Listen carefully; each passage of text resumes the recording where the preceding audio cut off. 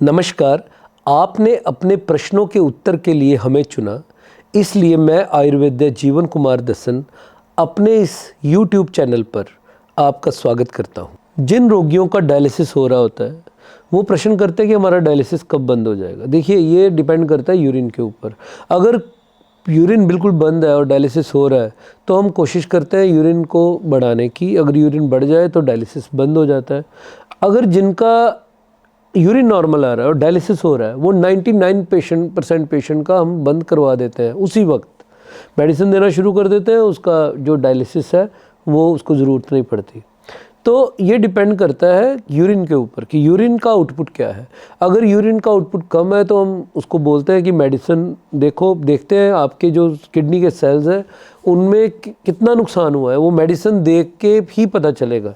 अगर मेडिसिन से अगर कुछ दिनों में ही वो यूरिन बढ़ गया तो फिर नुकसान ज़्यादा नहीं हुआ आपके जो किडनी का और किडनी की कोशिकाओं का, तो वो फिर यूरिन जो है वो बढ़ जाता है, धीरे धीरे नॉर्मल हो जाता है और डायलिसिस हम बंद करवा देते हैं।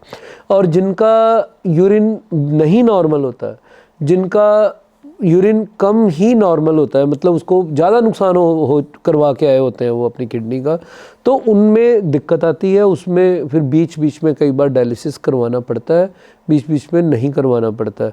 क्योंकि डायलिसिस से तो सारी जो हमारे अवयव हैं शरीर के वो शरीर से निकलते हैं, लेकिन जो हमारे अपनी किडनी है अगर वो काम करे तो वो एक स्मार्ट किडनी भी है। वो ज़्यादातर उन्हीं चीज़ों को बाहर निकालती है। अगर उसको हमने स्टिमुलेट कर दिया, उसकी कार्यशक्ति को ठीक कर दिया, तो ज़्यादातर उन्हीं चीज़ों को बाहर निकालती है जो हमारा वेस्ट होता है, जो हमें नहीं चाहिए होता है। जो हमें चाहिए होता है उसको वो रोक कर रखने का प्रयास करती है शरीर के अंदर, क्योंकि ये हमारे शरीर की नेसेसिटी है। हमारे शरीर के अंग हमारे शरीर के हिसाब से ही चलने की कोशिश करते हैं।